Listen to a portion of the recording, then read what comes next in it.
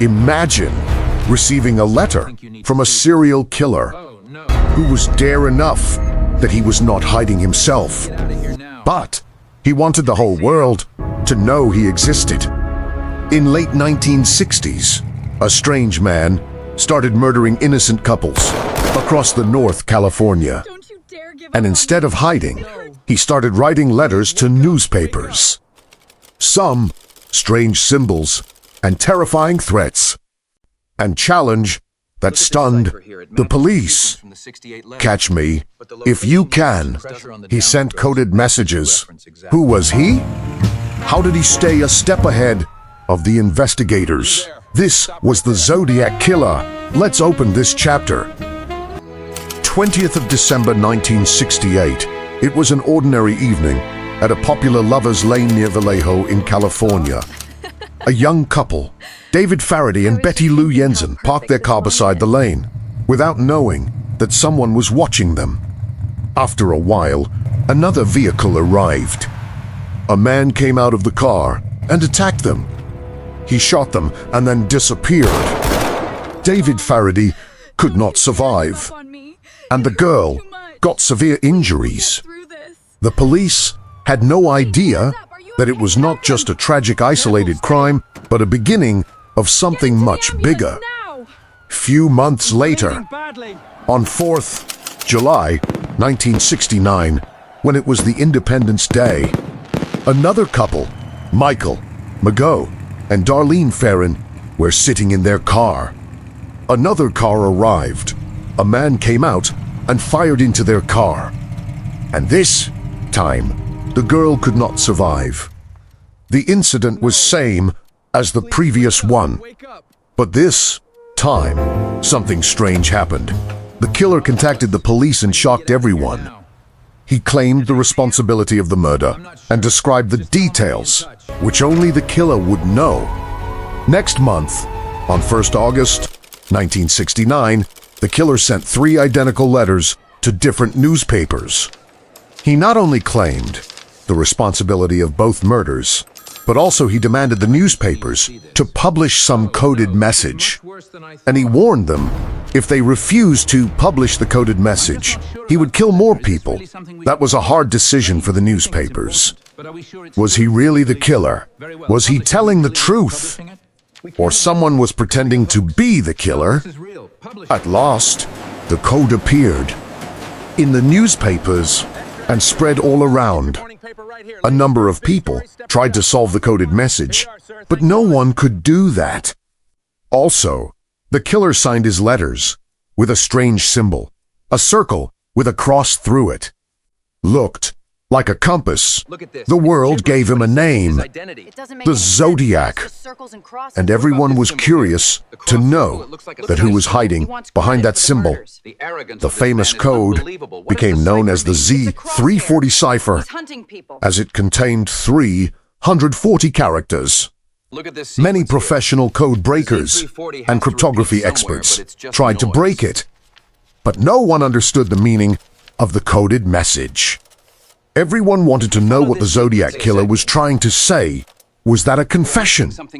Or a clue of his identity or where he lives? Or was it a clue for the next murder?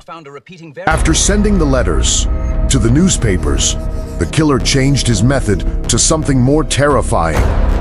On September 27, 1969, a young couple, Brian Hartnell and Cecilia Shepard, were relaxing near the Lake Berryessa in California. Suddenly, a man appeared, wearing a dark hood over his head and a symbol on the front of the hood. It was the same symbol that was on the letters, a circle with a cross. Maybe he wanted the victims to see him. We should go. He was no longer hiding himself. He came near to the couple and claimed that he was an escaped prisoner. He said he wanted their car and some money. The situation looked like a robbery, but then something changed. He tied both of them, and in a shocking moment, he attacked with a sharp knife. Cecilia got severe injuries and died later, but Brian survived. This time, the killer left some strange clues. He wrote something mysterious on the side of the victim's car. A signature with the dates of previous crimes, as a reminder so that everyone knows what the Zodiac Killer has done. Weeks later, on October 11th, 1969, a taxi driver named Paul Stein picked a passenger in San Francisco.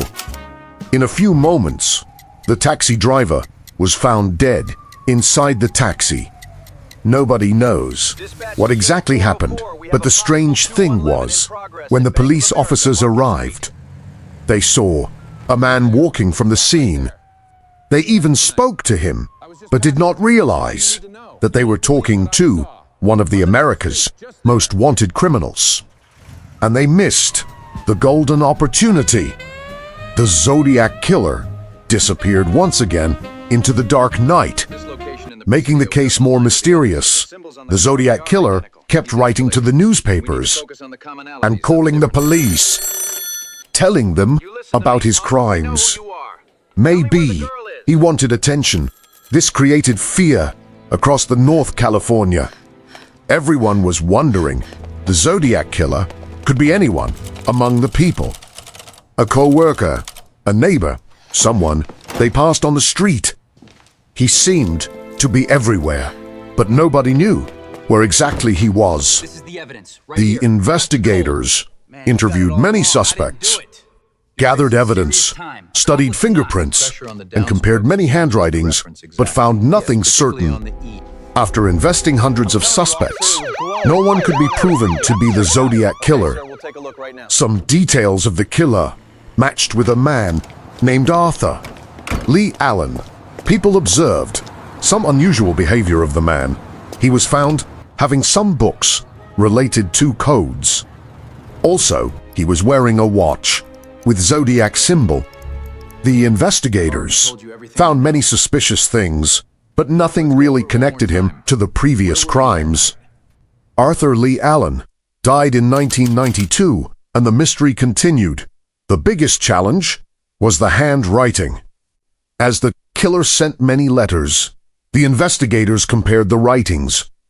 Some believed that the letters were written by the same person, but others did not agree. According to them, either the killer was intentionally changing the writing style in order to confuse the investigators, or some letters were written by someone else. The letters became less frequent. With the passage of time, the threat became quieter. But the series of communication suggested he was still playing games, still watching, still waiting for something. In his last letter, he wrote the scores: me, 37, SFPD 0, meaning he has killed 37 people.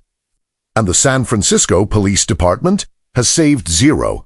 The investigations found nothing. No sightings, no arrests, no confession, and the Zodiac Killer disappeared without ever revealing. And the mystery remained unsolved. Finally, years later, a group of private code breakers found the answer.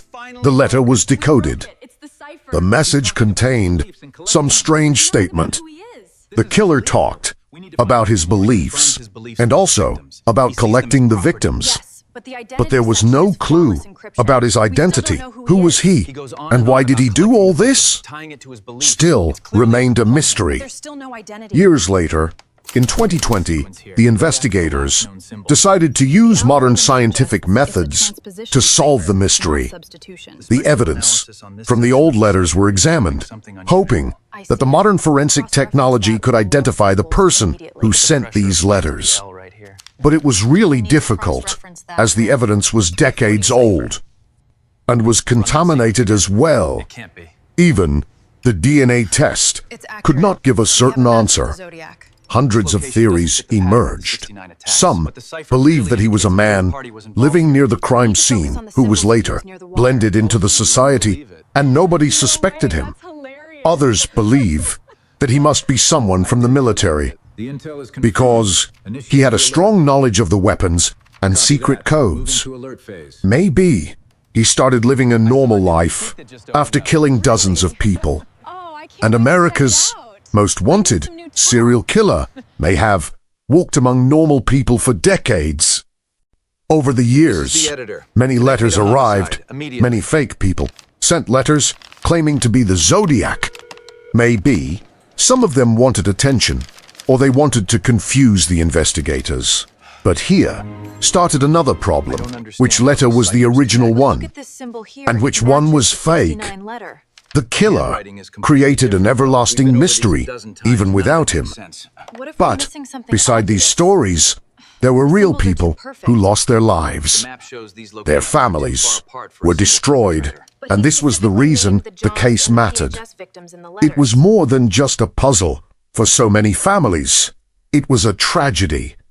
Maybe the killer wanted him to be remembered. He wanted people to search for him and his name survive. So, who was the Zodiac Killer? Was he someone whose name never appeared in any file? Was he one of the investigators' suspect? Did he live a normal life after so many murders? Did the truth disappear forever? But the evidence remained. The letters, the secret codes.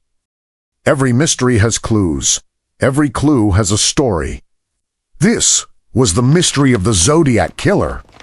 And this chapter is still missing. What do you think? Who was the Zodiac Killer? Let me know in the comments. And follow the channel, The Missing Chapter 07, for more real mystery stories.